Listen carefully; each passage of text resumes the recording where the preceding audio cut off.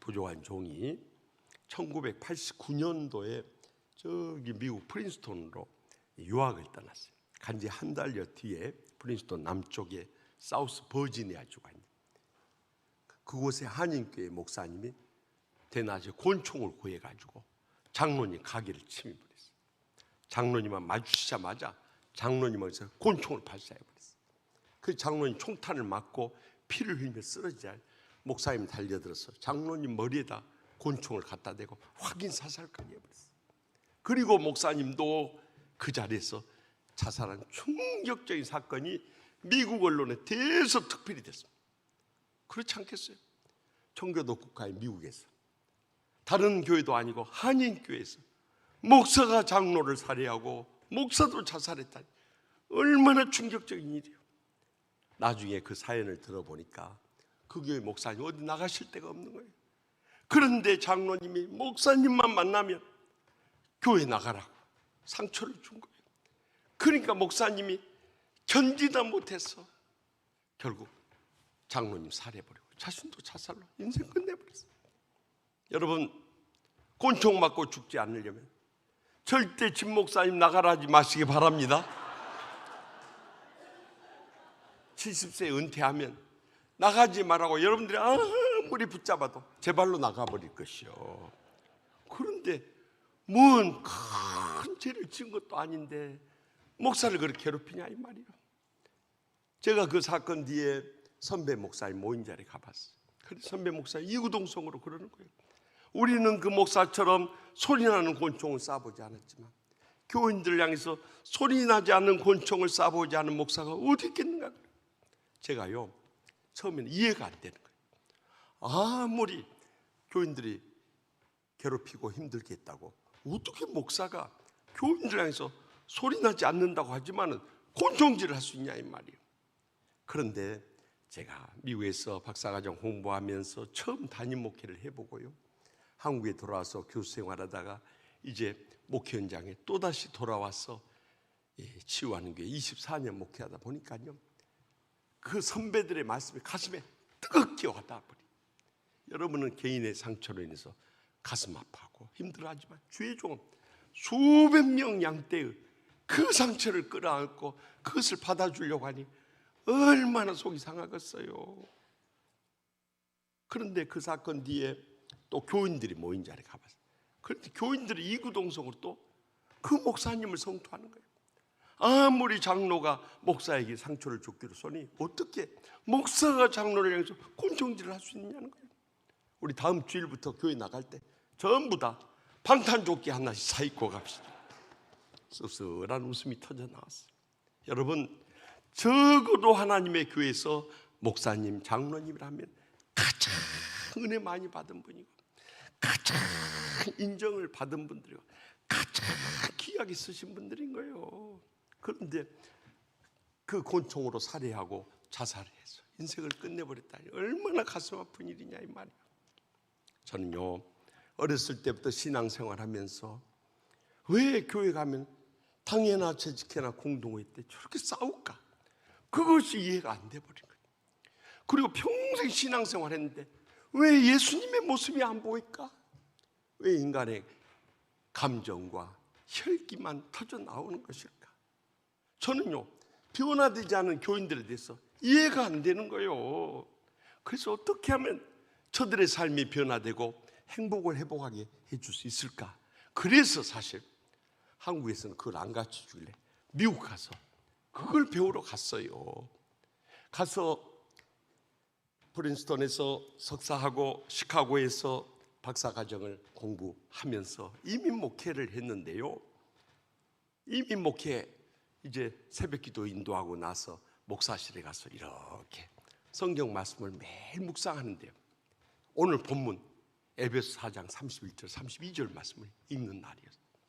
있는데 하늘로부터 정광석화 같은 은혜가 저 심령 속에 물밀듯 밀려오는 거예요. 제가 이 말씀을 읽으면서 여기에 치유의 은혜가 있구나.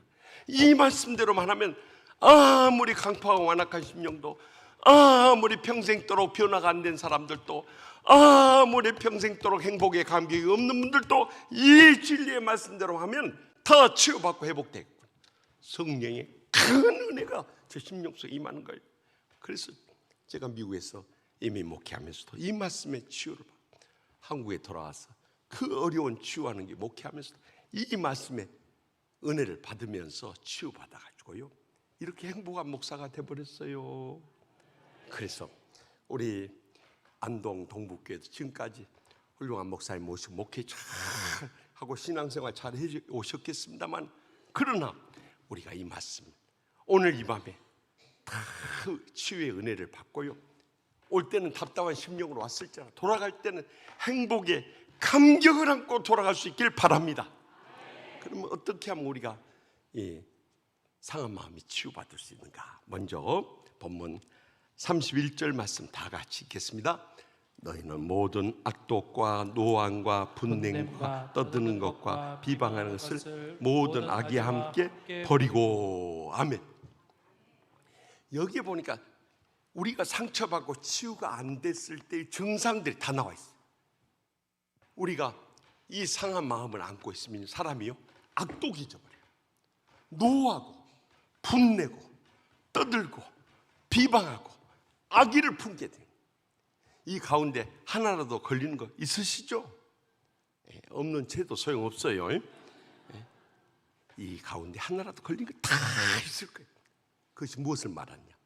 우리가 지난날 상처받고 치유가 덜 됐다는 증거인 거예요. 그래서 여기서는 우리의 상처의 감정을 미련 없이 내어 버리라고 하는데 우리는요 인정조차 안 해버려요. 여러분 부부 사이에 다퉜을 때 한번 물어보세요. 당신 화났어? 하면 뭐라 합니까? 화 안 났어 그래. 그렇죠? 당신 기분 나쁜 것 같은데 그건 뭐라고 합니까? 기분 안 나빠 그래. 분명히 얼굴 표정이나 목소리 억양을 보면 화가 났고 기분이 나쁜데 그걸 인정조차 안 해요. 그리고 가슴에 끌어오르는 감정 응어리를 안고 어디 두고 보자 벼르면서 사는 거예요. 여러분 그렇게 되면요 여러분의 속 다 썩어버려요. 그뿐만이 아니에요. 그것이 신체적 증상으로 터져나와요. 그래서 갖가지 신경성 질환이 생겨나는 거예요. 현대인들의 질병의 3분의 2가 이 상처받은 감정에서 오는 육신의 질병인 거예요. 그뿐만이 아니에요. 그것이 점점 보타가지고 생긴 게 뭔지 아십니까? 암덩어리예요. 여러분 암의 가장 결정적인 원인이 뭔지 아십니까? 스트레스, 상처인 거예요. 그 감정 안 풀어가지고 보타서 암덩어리 된 거예요. 실제로 서울의 연세대 세브란스 병원에서 임상 연구를 했어요. 18년 동안을 했어요. 그때 감정을 풀어버리지 못한 사람들이 그때 감정을 풀어버린 사람보다 암 발병률이 2.7배가 높다는 것을 결론을 내게 된 거예요. 그러니까 여러분들 주위에서 암 걸린 사람들의 공통점 뭐냐? 엄청난 스트레스를 받고 마음의 상처를 끌어안는 사람들이 일생을 불행과 고통 속에 살다가 마지막에 암에 걸려서 말할 수 없는 고통을 견디지 못하고 죽어가는 교인들 보면요 제가 장례식에 가서 눈물만 나오는 거예요. 저분이 진작 다 치유받았습니다. 남은 여생도 천국의 행복 속에 살 뿐만 아니라 암에 걸릴 이유도 없고 또 장수하면서 복되게 살았을 텐데 너무너무 안타까운 거예요. 그렇기 때문에요 이제는 이 상처의 감정을 미련 없이 내어버릴 수 있길 바랍니다. 그런데 어떻게 내어버리냐가 중요한 거예요. 대부분의 사람들 만만한 사람한테 쏟아 부어버려요. 그래서 직장에서 기분 나쁜 일이 있으면 집에 와서 누구한테 쏟아 부어버려요? 경험이 많으시네요. 마누라한테 쏟아 부어버려요. 그럼 마누라는 누구한테 쏟아 부어요? 아이고 경험이 충만하세요. 자식들한테 쏟아 부어버려요. 그러면 자식들은 누구한테 쏟아 부어요? 강아지요? 그 집은 강아지라도 키니까 괜찮지만은 강아지 없는 집은 어떻게 하냐면 학교 가서 만만한 친구한테 쏟아버려요. 그래서 학원 폭력이 생기고 그 아이들이 성장해서 사회 폭력을 일으키는 거예요. 그러면 한 사람이 상처받은 걸 치유 못 받으니까 온 가족을 불행과 고통 속 몰고 가고, 나중에는 학교를 불행과 고통 속 몰고 가고, 나중에는 온 세상을 불행과 고통 속 몰고 가버려요. 이 불행과 고통의 악순환이 우리의 삶에 끊임없이 터져나오는 거예요. 그런 사람이 직장에 가면 직장에서 말 한마디에 또 가시돋지 말로 막 찔러대는 거예요. 직장 사람들 다 삼초죠. 그런 사람이 교회 한 명 오면 교회를요 불행과 고통의 쏙대밭으로 만들어버려요. 그러니까 제일 누가 당한 줄 아십니까? 목사가 당하는 거예요. 만만한 목사가 참고 견뎌야 되니까 속 다 썩어. 어느 교회 목사님도 이 재직해 하면서 얼마나 집사님들한테 당해버렸던지 너무너무 속이 상해가지고 한숨 지으면서 집에 돌아갔는데 집사님 한 분이 따라오면서, 목사님 오늘 얼마나 속 많이 상하셨어요? 저녁이나 드시고 가십시다. 횟집으로 모시고 갔다. 목사님 오늘은 교회를 잊어버리고 회나 실컷 드세요. 목사님 무슨 회 좋아하세요? 그랬더니 이 목사님 기다렸단지 당해하고 재직히 말고 뭐든 시키라고 그래요. 당해하고 재직히 때 얼마나 당했으면은 세상에 그런 회가 어디 있겠어요만은 당해하고 재직히 말고 뭐든 시키라고 그랬어요.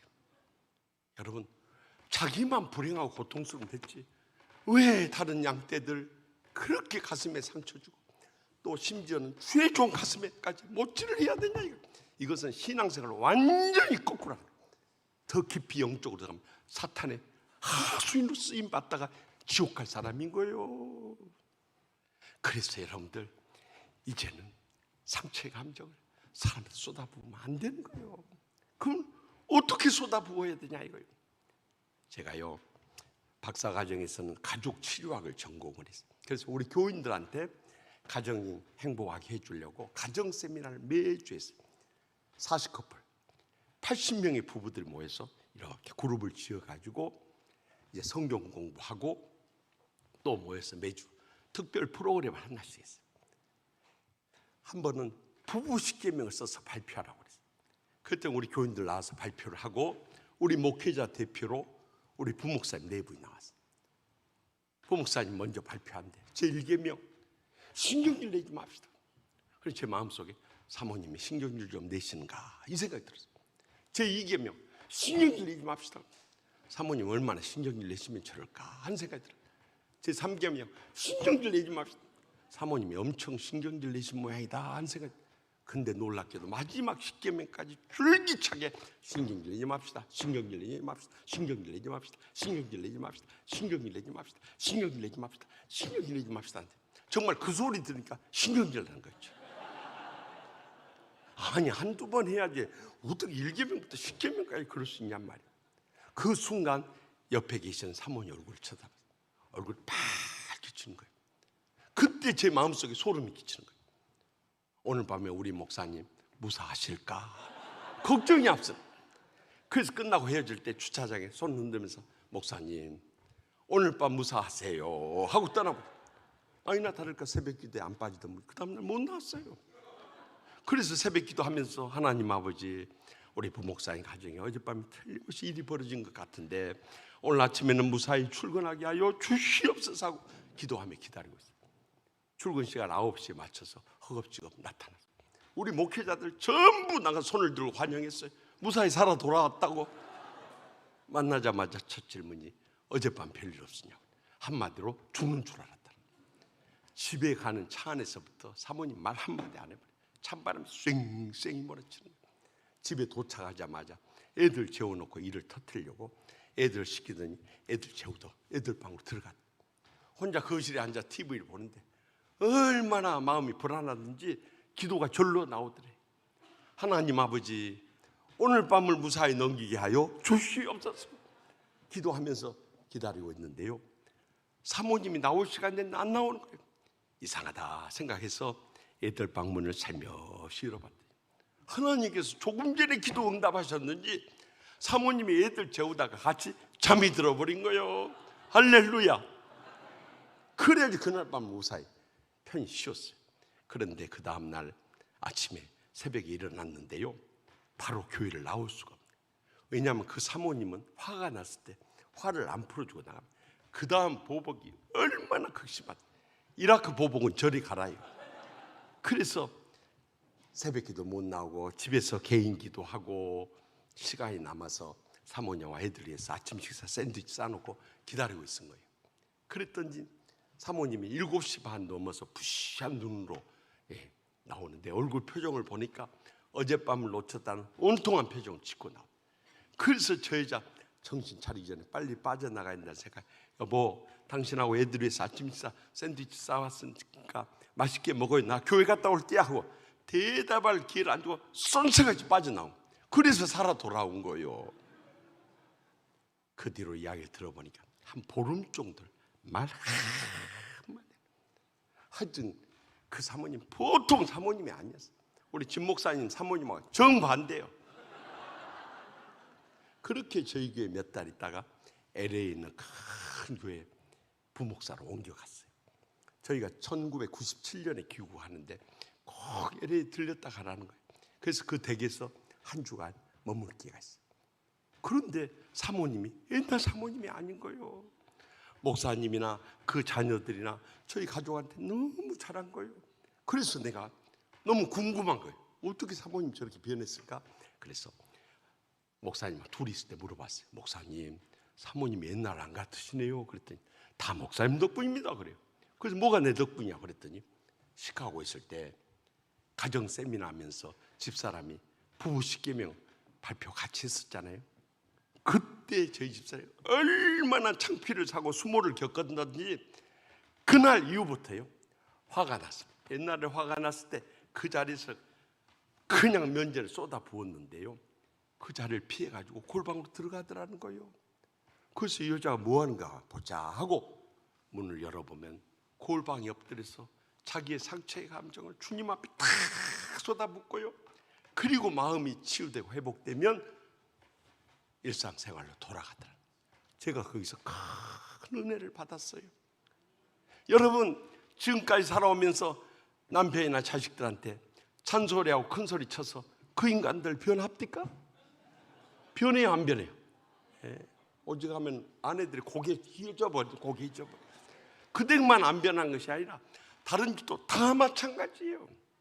그런데 지혜롭지 못한 여자들은 자기가 뜯어 고친다고 찬소리하고 큰소리치고 그래도 안 되면 죽이라 하고 달려들다가 또 한 대씩 얻어 터지면 겨울에 선글라스 끼고 나타나요. 언제까지 그렇게 살아야 되겠어요?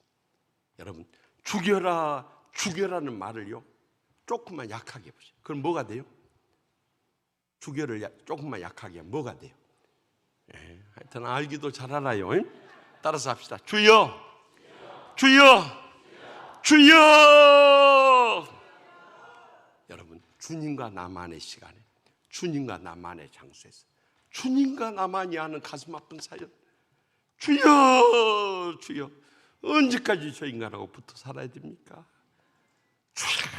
어느 때까지니까 눈물 콧물 쏟으면서 기도할 때 그때 성령님의 위로의 음성이 들려요. 내가 네 심정 안다. 나도 저 인간 때문에 머리꼴이 아프다. 그래도 너나 되니까 그 인간 맡겼지. 누구한테 그 인간 맡기겠느냐. 참고 산 김에 조금만 참고 살아라. 내가 언젠가는 그 인간 손 보마 하고 주님께서 손 볼 때 변하게 될 줄 믿으시기 바랍니다. 다 하나님의 때가 있어요. 그렇기 때문에 그 전에 우리가 먼저 쓰러져서 안 되니까 주님 앞에 쏟아부으면서 치유받으면서 행복을 회복하면서 이겨내야 되는 거예요. 제가 24년 전에 치유하는 교회 갔어요. 그때 교회 이름은 화곡동 교회였어요. 얼마나 싸우는 교회인지 몰라요. 당회부터 모범적으로 싸워버려요. 그래가지고 첫 당회부터 꼭 남북이 대치하는 것처럼 다 갈라져서 앉아가지고 당회가 시작되자마자 큰 소리가 터져나오고, 장로님들도 열받으면 왜 큰 소리 안 나오겠어요? 내가 그것까지 이해했어요. 그런데 점점 열이 받치니까 나중에는요 그냥 세상 방언이 터져나와버려요. 세상 방언이 뭔지 아시오? 쌍시옷 발음이 나면서 혀꼬부라지는 소리가 나오는 거예요. 나는 충격받았어요. 어떻게 거룩한 주일에 거룩하신 장로님들이 거룩한 당일을 하면서 세상 욕설을 퍼볼 수 있냐 이 말이야. 그런데 좀 더 있으니까 화를 못 참으니까 자리를 박차고 일어나서 몸싸움 시작돼. 야, 이 씨발로만 어디 있어? 너 거기 있어 그래. 달려 들어가고 몸싸움이 시작돼 버려. 저는요 너무 충격에 빠져버렸어요. 세상에 어떻게 장로님들이 몸싸움까지 하냐 이 말이에요. 그래서 제가 42살에 그 교회를 처음 갔어요. 그분들은 60대 장로님들. 내 싸움 구경만 할 수 없잖아요. 막 달려들어서 뜯어 말린 거예요. 여러분, 남편이나 자식들 싸우려고 뛰쳐나갈 때 칼다리 붙잡으면 다 뿌리쳐버려요. 어디를 잡아야 되냐면 혁뒤를 잡아야 되는 거예요. 힘의 중심이 허리에 있기 때문에 혁뒤를 잡으면 꼼짝달싹 못하는 거예요. 그래가지고 막 혁뒤를 잡고 뜯어 말린 거예요. 저는 고등학교 때 유도를 배웠는데 지금까지 써먹을 기회가 없었어요. 나 그 교회 가서 처음 써먹어. 지금은 웃으면서 이야기하지만 그때는요 비참해버려. 세상에 이런 장로님들, 집사님들하고 내가 평생 어떻게 목회하냐. 그래서 그때마다 싸우는 모습 보면서 제 마음속에 기도했어요. 주여, 언제까지 저렇게 싸우는 모습을 보면서 목회해야 됩니까? 새벽이나 저녁이나 주님 제단 앞에 엎드리면 주여, 우리 교회는 언제까지 싸워야 됩니까? 어느 때까지입니까? 그저 기도하다 보면 어느 순간 눈물이 쏟아지고요, 앞이 캄캄하고 그저 가슴에 맺힌 것들 주님 앞에 주여 하고 울부짖으며 기도하기를 1년, 2년, 3년, 4년, 5년, 6년, 7개월 했어요. 그런데 하나님께서 우리의 마음만 치유하신 것이 아니라 우리의 기도에 다 귀 기울이고 계시더라고요. 진노의 손을 펼치는데요, 한 분씩 다 주셔서 불러가 버려요. 그럼 없어져 버려. 그뿐만 아니라 또 다 주셔가지고 자빠져 병 들어가 누워 계시니까 못 나와버려요. 또 다 쳐가지고 지 발로 교회 뛰쳐나가 버려요. 그래가지고 6년 7개월 만에 천국같이 행복한 교회 회복하게 된 줄 믿으시기 바랍니다. 저는 한 거 아무것도 없어요. 주여 주의 제단 앞에 엎드려서 저의 상처받은 감정 주님 앞에 쏟아붓고 주님으로부터 치유받고 간절히 부르짖며 기도한 것뿐인데, 주님이 저만 치유해 주신 것이 아니라 우리 양떼들도 치유하고 온 교회를 치유해서 우리 교회 10년, 우리 교회는 또 고소의 달인들이 있어요. 내가 10년 동안요 고소를 59건을 겪었어. 별로 놀라는 표정들도 아니시죠. 고소를 안 당해보신 모양이에요. 고소를 당해봐야 아이고 목사님 고생 좀 하셨겠다 생각하시죠. 집사들이 고소해가지고 경찰관이나 또 검찰 수사관이나 또 재판장에 가가지고 저를 보고요, 목사라고도 안 해요. 이 강아지야 하고 달려들어요. 지금 강아지 뜻도 모르시죠. 이렇게 순진한 분들이 어디 계실까? 강아지가 뭔 새끼요? 그러고 달려든다. 어떻게 집사가 목사 보고 내가 지집사 키우는 강아지요? 강아지야. 그 불신자들 앞에서 저를 그렇게 불러요. 저건 목사도 아닙니다. 저건 강아지입니다. 그래. 얼마나 상처를 받았겠어요. 그런데도 그저 주님 앞에 주여 하고 내 마음에 쌓인 말로 닿을 수 없는 억울하고 원통하고 원한에 사무치는 감정들 다 쏟아부었더니 주님께서 저를 치유해 주신 줄 믿으시기 바랍니다. 그래서 치유의 첫 번째는 내 마음속에 남아있는, 내 마음을 평안하게 하지 못하는 모든 상처의 감정, 조금도 미련 없이 마음이 개운하고 평안해질 때까지 주님 십자가 앞에 다 쏟아부을 수 있길 바랍니다. 그것이 치유의 첫 번째 단계. 두 번째 단계는 그 빈 마음에 하나님의 사랑을 간구하는 거예요.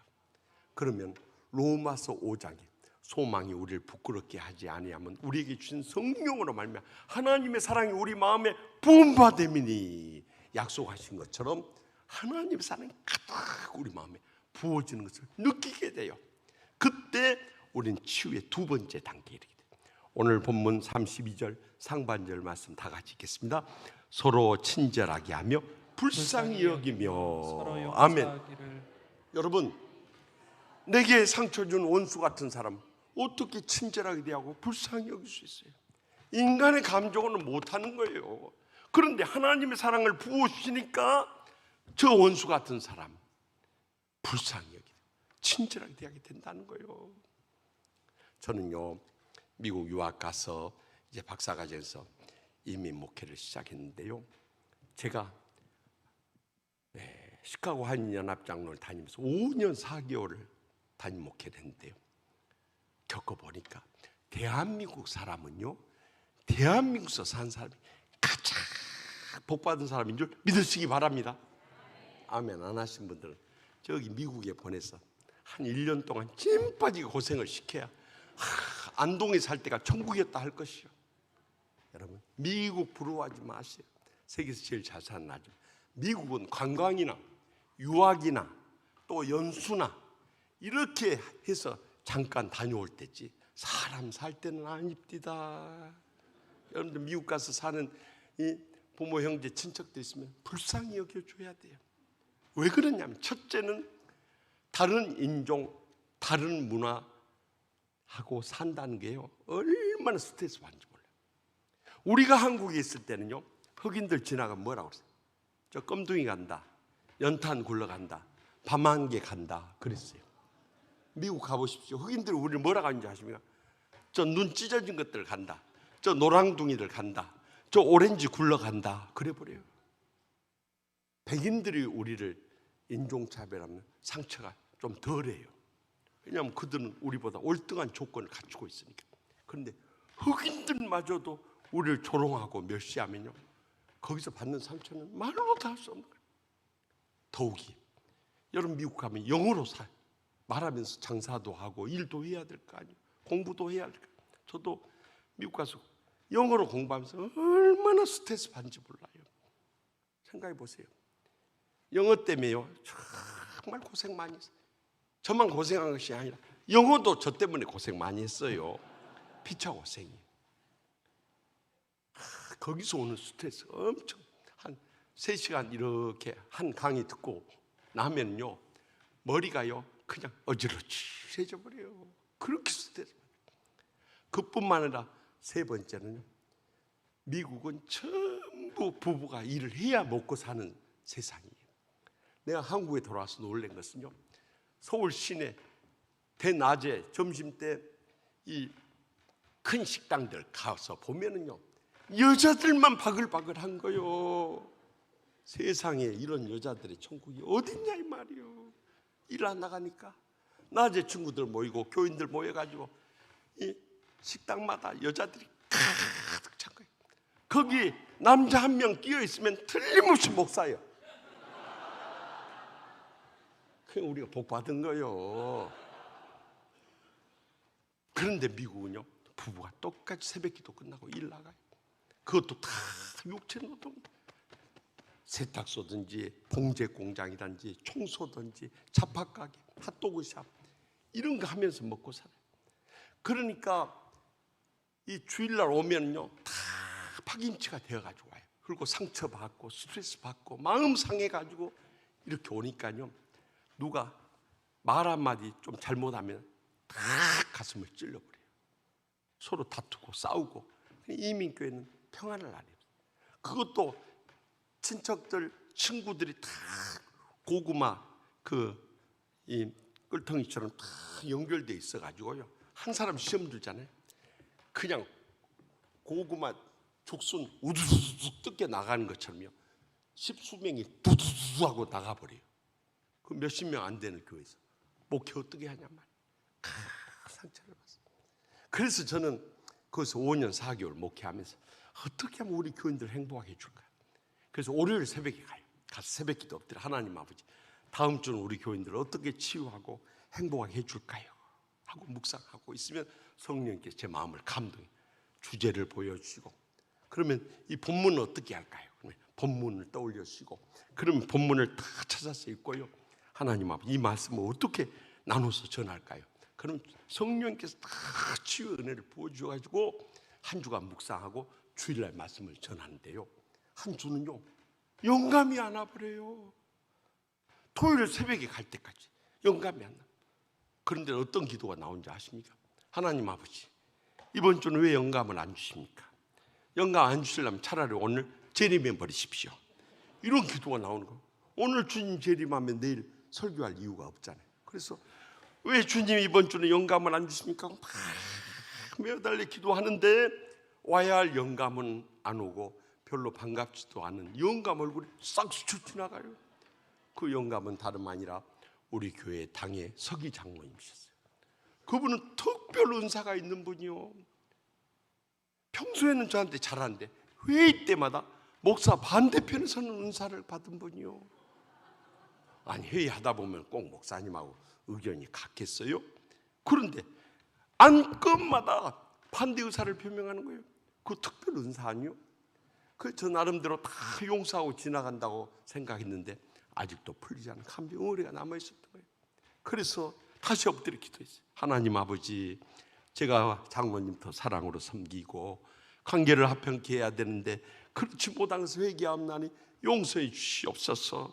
그리고 영감은 보내주시옵소서 하고 기도하는데 영감이 안 와버려요. 그리고 오전이 다 지나가. 마음이 얼마나 다급한지 몰라요. 내일 설교를 해야 되는데, 주보도 작성해야 되는데.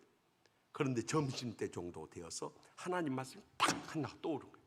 그 말씀은 마태복음 5장 23절에서 24절 말씀이었어요. 너희가 예물을 제단에 드리려다가 원망들을 많은 형제에게 원망들을 만한 일이 있거든. 예물을 제단 앞에 두고 가서 형제와 화목하고 그 위에 와서 예물을 드리라 하신 말씀입니다. 주님이 장로님하고 화해하라고 오라고 하신 모양이다. 그래서 옷을 갈아입고 차를 운전해서 시에 사시는 장로님 댁 갔어요. 장로님 그날 쉬신 날이기 때문에 집에 계셨어요. 초인종을 눌렀더니 문을 열고 나오시더니 저를 보고 깜짝 놀란 거예요. 목사님, 제일 바쁘신 날 어떻게 저희 집에 오셨습니까? 그래서 제가 별로 할 말이 없어서 장로님 보고 싶었어요. 그래서 목사가 장로님 보고 싶어서 왔다는데 어쩔 것이요, 들어오시라고. 그래서 같이 차를 마시면서 그날 새벽에 있었던 것을 다 털어놔. 장로님 깜짝 놀라시는 거예요. 목사님, 내가 목사님에 대해서 무슨 감정이 있어서 회의 때마다 그런 거 아닙니다. 그런데 제가 어렸을 때부터 우리 아버지한테 너무 상처를 많이 받다 보니까 어느 순간부터 누가 무슨 말을 하면 거기에 대해서 부정적인 비판적 생각이 딱 떠오르는 거예요. 이제 상처의 증상이 완전히 고질화가 돼버린 거예요. 그래가지고 발언을 하고 나면은 집에 돌아오면서 부인 권사님하고 다툰다는 거예요. 당신은 왜 쓸데없는 발언 저렇게 대해가지고 목사님 마음 상하고 교인들 상처 주고 교회 시험에 빠뜨리냐고. 이렇게 회의할 거면 차라리 회의하지 말고 집에 가자고 하면서 다툰다는 거예요. 그런데 목사님, 내가 원래 처음부터 그런 사람이 아니에요. 우리 아버지한테 다 상처를 받다 보니까 제가 이렇게 돼버렸습니다. 엄밀하게 말하면은 하면서 한 말이요, 저희 가슴에 탁 꽂히는 말을 하는 거예요. 나도 우리 아버지에게 받은 상처의 피해자고 희생자입니다. 목사님, 제 심정 이해하십니까? 하면서 막 그 마음에 쌓였던 감정 팍 쏟아붓고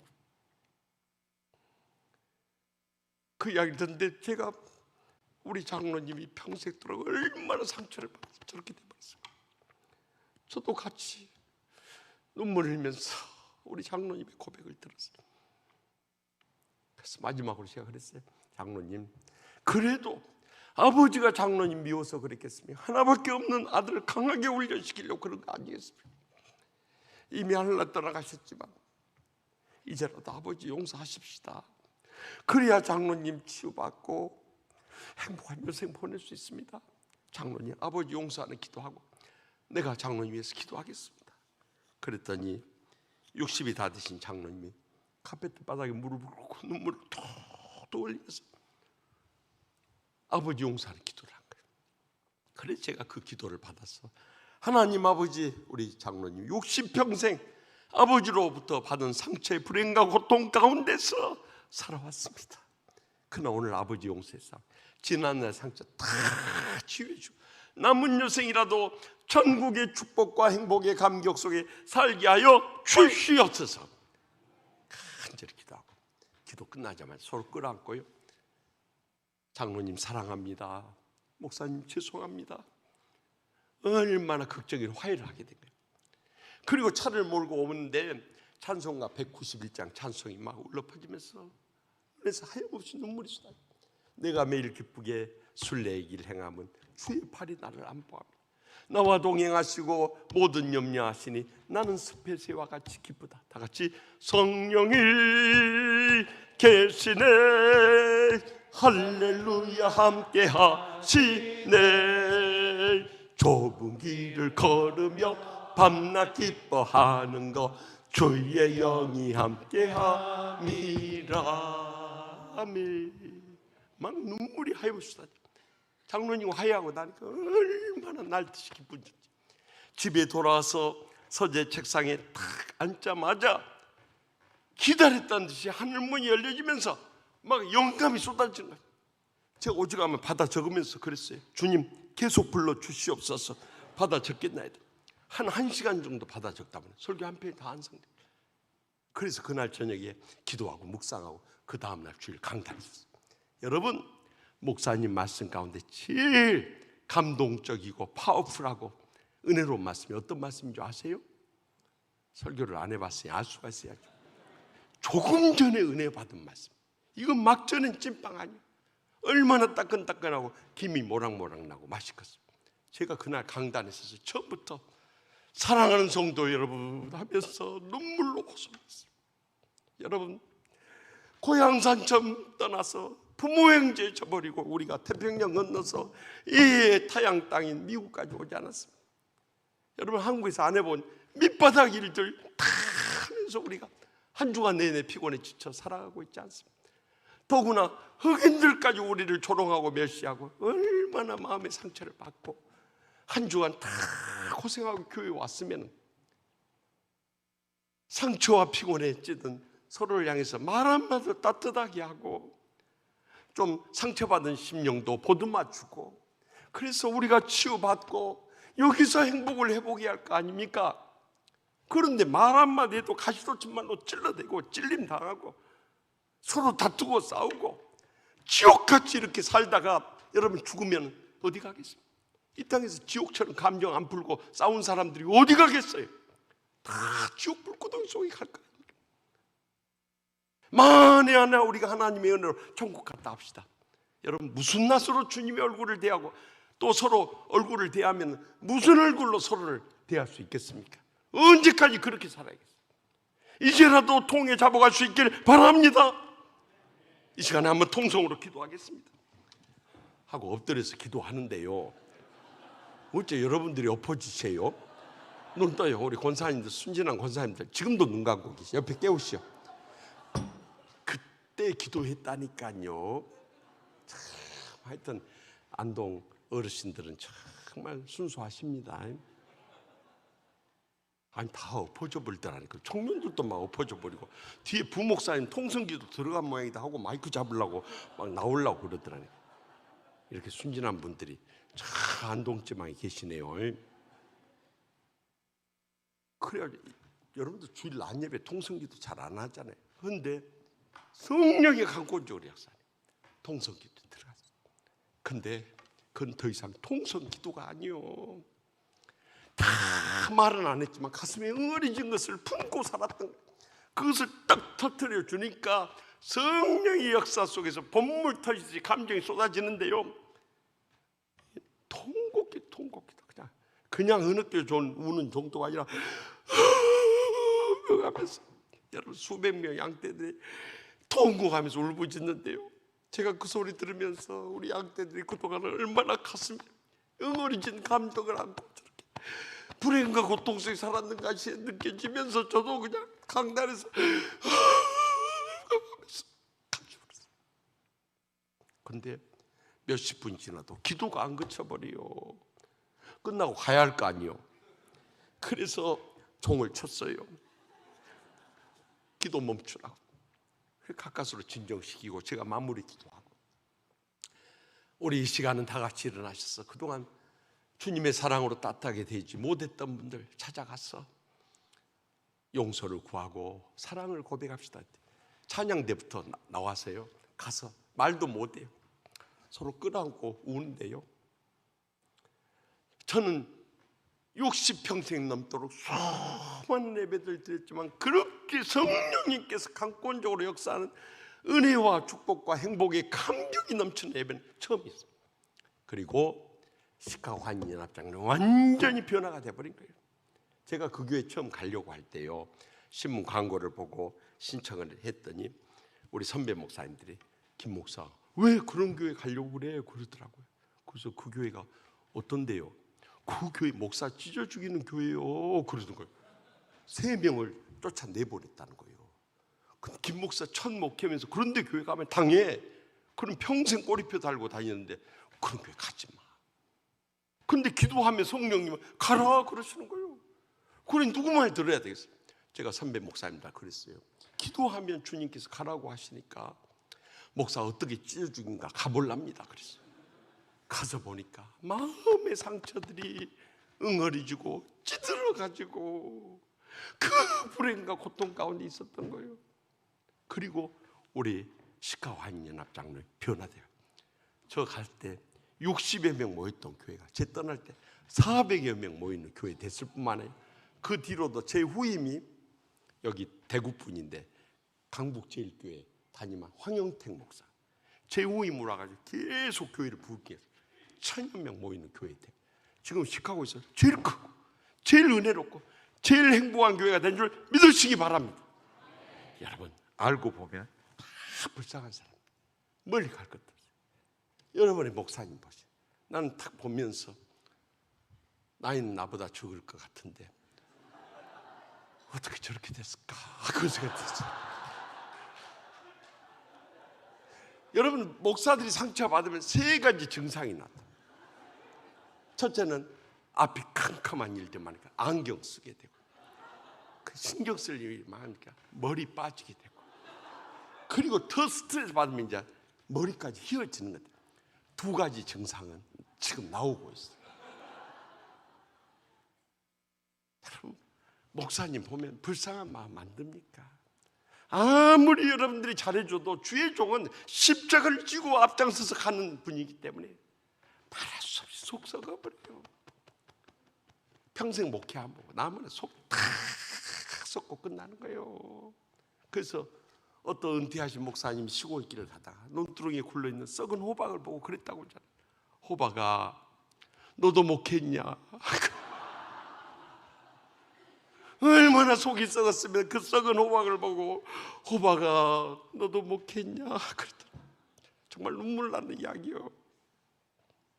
여러분들이 하나님의 종을 편하고 행복하게 모시지 못할지언정 그렇게 마음 상하게 하고 가슴에 못질해서 여러분들이 무슨 은혜를 받고 무슨 축복을 누리고 무슨 자손들이 잘 될 수 있겠냐는 거예요. 제가 마지막 날 간증하겠죠.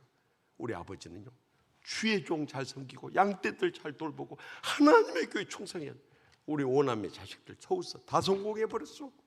제일 처진 사람이 저요. 저 마지막 날 와서 간증 들어보시죠. 제가 그래서 우리 형제들은요 얼마나 사이도 좋은지 목사, 장로, 권사 다 됐는데요 한 달에 한 번씩 모여요. 여러분 형제들 한 달에 한 번씩 모이는 집안 어디 있어? 생일을 해가지고 다 모이다 보니까 한 달에 한 번씩 돼버려요. 10명 모이고 아버지 어머니 수도일 예배 드리러 모이니까 한 달에 한 번씩 모여요. 내가 모일 때마다 뭐라 하는 줄 아십니까? 누님, 형님, 동생들 꼭 잊지 말아야 돼요. 우리 아버지, 어머니, 장로님, 권사님이 일평생 하나님의 교회 헌신 목사 충성을 다 복을 우리가 누리고 있는데 그걸 잊어서 내가 모일 때마다 강조. 그래도 목사 동생이지만 우리 누님이나 형님 다 권사님, 장로님이면 저한테 절대 반말 안 해요.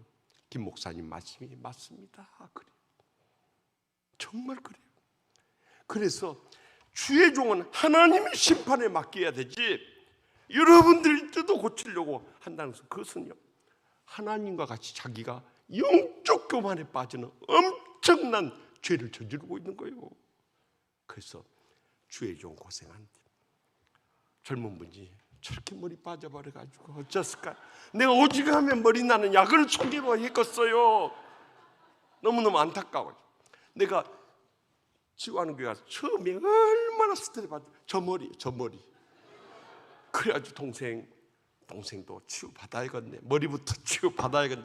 그런데 집회 전에 그 약 났는데 내가 그 약 먹고 회복돼 버렸어. 물론 교회도 회복되고 모발도 회복돼 버렸어. 그러니까 이번에 목사님한테 전화번호 한 달에 3만 원이면 돼요. 목사님한테 이야기하는데 목사님이 예배 안 빠지고 11조 생활 잘하고 헌신적으로 충성하는 분들만 머리 나는 그 병원 소개해 주시오. 여성들도 내가 보니까 약 먹어야 할 분들이 눈에 띄어요. 여성들도 연세 들면 머리 빠져요. 우리 집사람들 얼마나 스트레스 받지. 막 소갈머리가 다 빠져버려요. 그래가지고 그 원장 집사님한테 우리 집사람도 머리가 빠진데 약 먹으면 되냐고. 아이고 되죠. 우리 집사람도 나처럼 무성해져 버렸어. 그러니까 절대 주의 종 괴롭혀. 이제 더 이상 머리 빠지게 해서는 안 돼요. 아멘?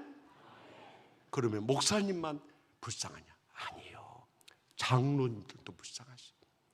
여러분 장로님들이 교회에 헌신적으로 물심양면으로 충성을 다하면서 그렇다고 해서 여러분들이 사례를 줍니까? 보너스를 줍니까? 휴가를 보내줍니까? 장로님들처럼 불쌍한 사람도 없어요.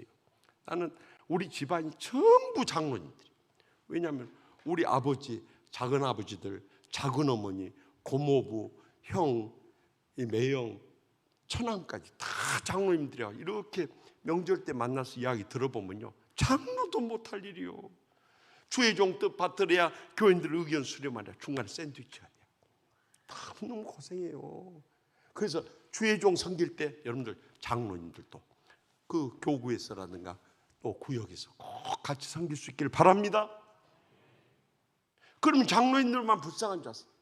권사님들도 불쌍한 거요. 나는요 권사님들의 일생을 이렇게 보면은 시집 와가지고 평생 가정을 위해서 희생하고 또 교회를 위해서도 이름도 없이 빛도 없이 눈물 뿌려 기도하며 제단을 지키며 충성을 다한 우리 장로님 권사님들이요, 건강도 이제는 다 무너져 가는데 그래도 주일 지키겠다고 성전에 나와서 이렇게 기웃덩거리면서 돌아가는 뒷모습 보면요, 꼭 우리 할머니 어머니 생각이 나서 그렇게 눈물 나는 거예요. 여러분 권사님들도 꼭 불쌍히 여기시고 교회 대접할 게 있으면 권사님들도 꼭 모실 수 있길 바랍니다. 그러면 권사님만 불쌍한, 집사님들도 불쌍한 거예요. 젊은 집사님들 바빠요. 그런데도 열심히 나와서 봉사하는 집사님들 보면 차세대 우리 동북교회 일꾼들이요, 그러니까 말 한마디도 칭찬해주고 격려해주고 위로해줄 수 있길 바랍니다. 그럼 집사님들만 불쌍. 여기 앞에 나와 있는 청년들도 불쌍한 거예요. 청년들은 더 바쁘요. 공부해야죠, 연애해야죠, 직장 돼야죠, 결혼 준비하죠. 바쁘지? 예, 바쁘다고 고개 끄덕끄덕 안 와요. 그래서 청년들 만나면은 용돈도 주고 회식도 하라 하고 막 격려. 요즘에 교회에서 청년들 만나기 어려워.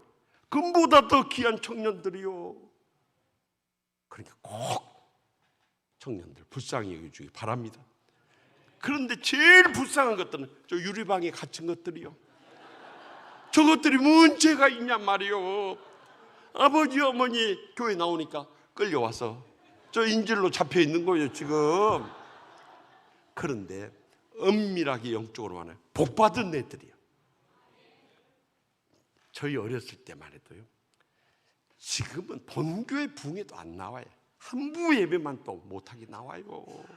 그런데 옛날 우리 선조들은 복받으려고 오늘의 조국 대한민국을 이루고 한국교회를 이루기 위해서 그분들이 헌신하고 충성을 다한 거예요. 그래가지고 자기 교회 부흥회만 나가면 됐지. 왜? 이웃 동네 교회까지 다 쫓아다니. 부모님만 가면 됐지. 왜 우리 오남매를 다 끌고 다니냐 이 말이에요. 그래가지고 그것도 부흥회 가요. 이렇게 사흘로 새벽 저녁으로 해서 5번이 간단히 안 끝나요. 월요일 저녁부터 시작해가지고 새벽, 낮, 저녁, 토요일 새벽까지 한 주간 내내. 그것도 내가 그때 정말 부흥사들 보면서 너무 상처를 받아. 내가 목사 된 다음에 절대 저렇게 지루하고 따분하게 부흥회를 안 해야겠다 마음 먹었어요. 어렸을 때 상처받아. 뭔 설교도 맨날 성경으로 말씀만 해가지고 지루한지 한 2시간 가까이 해버리네요. 그래가지고 또 다른 자식들은 다 풀어놓으면서 저만 이렇게 우리 아버지가 수갑을 채워가지고 이렇게 데리고 있어요. 그러니까 저는 그 지겨운 설교 듣다가 아버지 손목에서 이렇게 붙잡혀서 잠이 들곤 했어요. 그런데 그렇게 부흥에 끌려가서 잡혀있던 저는 목사 되고 풀어놨던 형제들은 장로 권사 되고 저 애들은 아마 틀림없이 주의 종이나 장로나 권사는 될 것이요. 여러분 알고 보면요 다 불쌍. 심지어는 여러분들 오늘 부흥회 끝나고 하면 왼수들이 어디 있어? 방에 자빠져 뒹굴고들 있을 거요. 그 인간들조차도 불쌍히 여겨줘야 되는 거예요. 믿음이 없어서 그런데 어떻게 할 것이요? 하나님 아버지, 내가 저들을 불쌍히 여기지 않고 사랑으로 섬기지 않으면 저들을 어떻게 치유하고 구원할 수 있겠습니까? 이런 심정으로 태어난 거예요. 알고 보면 모든 사람이 다 내가 사랑인 줄, 불쌍한 사람들인 줄 믿으시기 바랍니다. 그럴 때 어떤 원수라도 친절하게 대하고 불쌍히 여길 때 우리의 마음이 더 급속도로 치유되고 회복된 줄 믿습니다. 그러나 치유의 마지막 단계가 오늘 32절 하반절 다 같이 읽겠습니다. 서로 용서하기를 하나님의 그리스도 안에서 너희를 용서하신 것 같이 하라. 아멘. 용서는 치유의 마지막까지. 저는 미국에 가서 심리치료, 정신의학을 다 박사과정에서 공부했습니다마는 여러분 아무리 신경정신과 가서 심리치료하고 약물치료해도요 마음의 병은 오랜 세월 들이워진 병이 딱 터져 나왔기 때문에 그것이 단실내 치료가 안 돼버려요. 적어도 몇 달, 몇 년, 심하면 평생을 정신병원에 썩은 사람이 이 땅에 얼마나 많은지 몰라요. 그런데 기독교 복음의 치유는 한순간에 치유의 은혜를 받고 나면 철천지 원수가 형제로 변해버려요. 지옥 같은 세상이 천국으로 변해버려요. 그렇다면 세상의 치료와 우리 복음의 치료의 큰 차이가 뭐냐? 세상 치료는 심리치료, 약물치료 다 해도 거기에 가장 강력한 치료제인 용서가 빠집니다.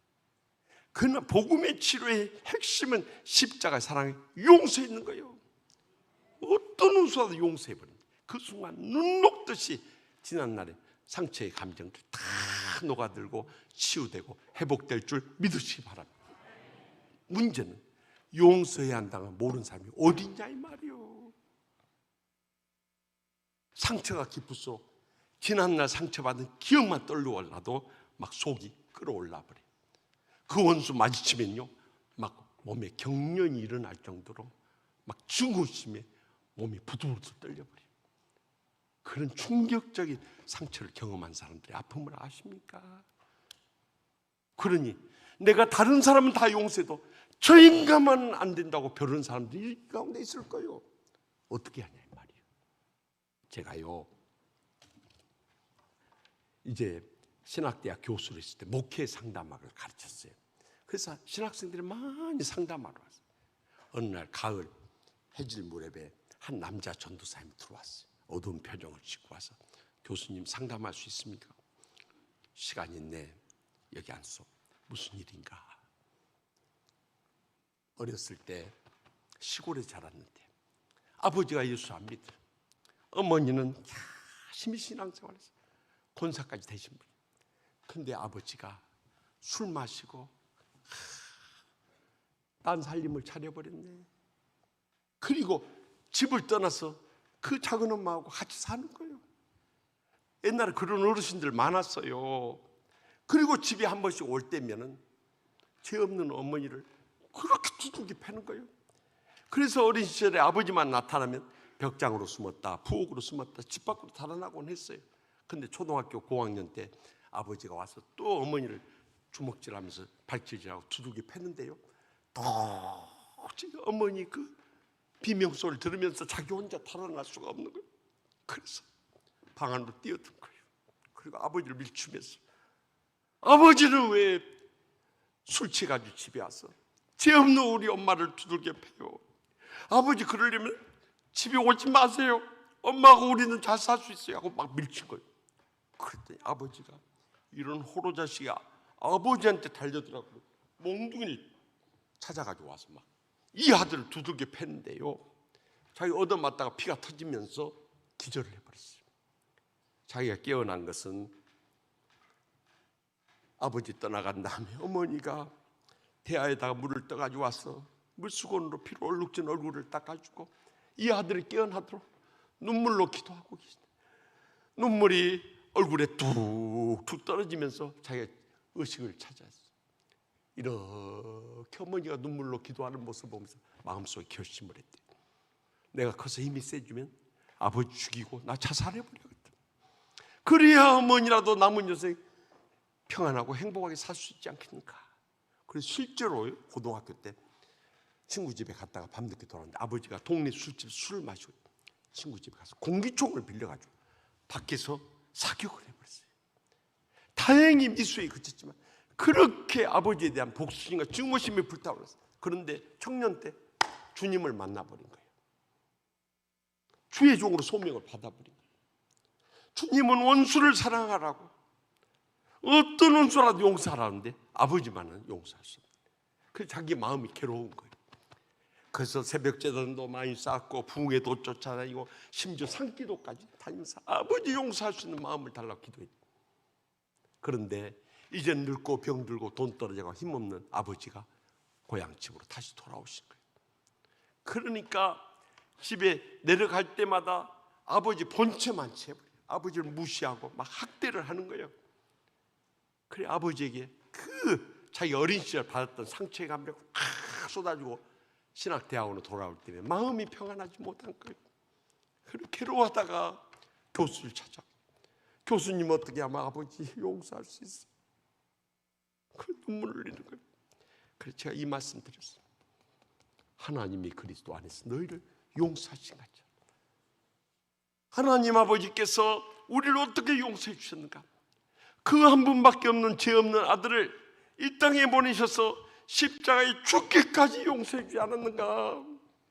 자네 십자가 사죄 은총을 경험했지? 네, 그 경험했어. 하나님께서 예수님을 통해 자네를 용서한 것처럼 자네도 아버지 용서해야 되네. 그래야 자네 마음 평안하고 이제 목회자로서 강단에 서서 원수를 사랑하라, 용서하라 외칠 수 있지. 자네 이 문제 해결이 되지 않으면 안 되네. 그러니까 힘으로 능으로 안 될 때는 작전기도 들어가야 돼. 금식하면서도 매어 달려서 어떻게든지 이 십자가의 용서의 체험이 충만해짐으로 인해서 아버지도 용서하라는 명령을 따라 용서할 수 있게 해달라고 작전기도 하세요. 그래서 전도사님대로 기도하고 저는 저대로 그 문제를 놓고 기도하기 시작해요. 한 주, 두 주, 세 주, 네 주, 한 달이 다 되어가던 어느 날 이 신학대학원에 가면 이 강당에서 체프를 하거든요. 새벽 기도회를 하는데 다 가고 혼자 하나님 아버지 한 달이 지나도록 아버지 용서할 수 없으니 어떻게 하면 좋습니까? 하나님 아버지, 아버지 용서하게 해주셔서 어떻게 하면 용서할 수 있겠습니까? 막 울부짖는데요. 그때 환상이 보이더랍니다. 머리에 가시가 쓰시고 양 손목과 발목이 못 박히신 주님이 나타나셔서 내가 너를 이렇게 죽기까지 용서해 줬는데 너희 아버지 한번 용서할 수 없느냐? 그러더라고요. 그런데 주님께서 강권적으로 역사하시니까 자기도 모르게 그 사랑이 물밀듯 밀려오면서요 눈물이 터지기 시작한대. 말할 수 없이 눈물 콧물 쏟으면서 통곡하면서 통에 잡아가고 하나님 아버지 내가 얼마나 이렇게 주님의 사랑을 뜨겁게 체험하지 못했으면 주님이 친히 나타나셔서 내가 너를 위해서 이렇게 죽기까지 용서해 준다. 너희 아버지 한 분 용서하소서. 거기서 통에 잡고 완전히 거듭나버린. 그리고 기도를 마치고 곧바로 고향집으로 내려간 거예요. 아버지가 마당을 쓰고 있다. 옛날에 본체 많지 않으면 지나쳤던 그 아버지 곁에 나가서 아버지 저 왔어요. 큰방으로 좀 건너가십시다. 큰방 아랫목에 앉혀놓고 그 앞에 난생 처음으로 큰 절을 올린 거예요. 그리고 아버지 앞에 무릎 꿇고 아버지 두 손을 부여잡고 자기가 어린 시절부터 받았던 상처 아픔을 다 털어놓은 거예요. 아버지 10여 년 전에 언젠가 밤늦게 술 마실 때 누가 밖에서 공기총 쐈죠. 이 불효자식이 아버지 죽이고 저 자살하려고 했어요. 근데 그것마저도 뜻대로 안 돼. 그래야 어머니가 남은 여생이라도 행복하게 살까. 그래서 제가 10여 년 동안 이런 고통과 불행 가운데 살다가 오늘 새벽에 비로소 주님을 새롭게 만났습니다. 그리고 십자가의 사랑을 뜨겁게 체험했습니다. 그리고 하나님께서 예수님을 통해 십자가에서 나를 용서해 주셨다. 너도 용서하는 명령을 따라서 오늘 아버지 용서하고 왔습니다. 그리고 나 아버지 품에 안겨서 아버지 이 불효 자식을 용서해 주세요 하고 늦게 울기 시작했어요. 70평생 넘도록 눈물 한 방울 보이지 않던 아버지 두 눈에서 뜨거운 눈물이 하염없이 이 못된 예배를 용서해다오, 이 못된 예배를 용서해다오 하면서 통곡하면서 오시더래요. 아버지도 울고 아들도 울고 아들도 용서하고 아버지도 용서하고 부장 안에 극적인 화해가 이루어집니다. 그리고 그날 아버지와 어머니와 하루를 지내면서 아버지에게 비로소 전도까지 하게 됩니다. 아버지가 내가 네 엄마하고 너 따라서 교회 나가마 약속하셨어요. 그리고 그날 밤을 같이 지새고 그 다음날 교수를 다시 찾아왔어요. 교수님, 저 아버지 용서하고 왔어요. 저 아버지 용서하고 왔어요. 그렇게 우리는 그 신학생을 지금도 잊을 수 없어요. 여러분, 우리가 지금까지 우리의 신앙생활 문제가 무엇이었냐? 마지막 용서의 관문에서 다 무너져 버린 거예요. 저 인간은 안 된다 이거예요. 저 인간만은 용서 못한다.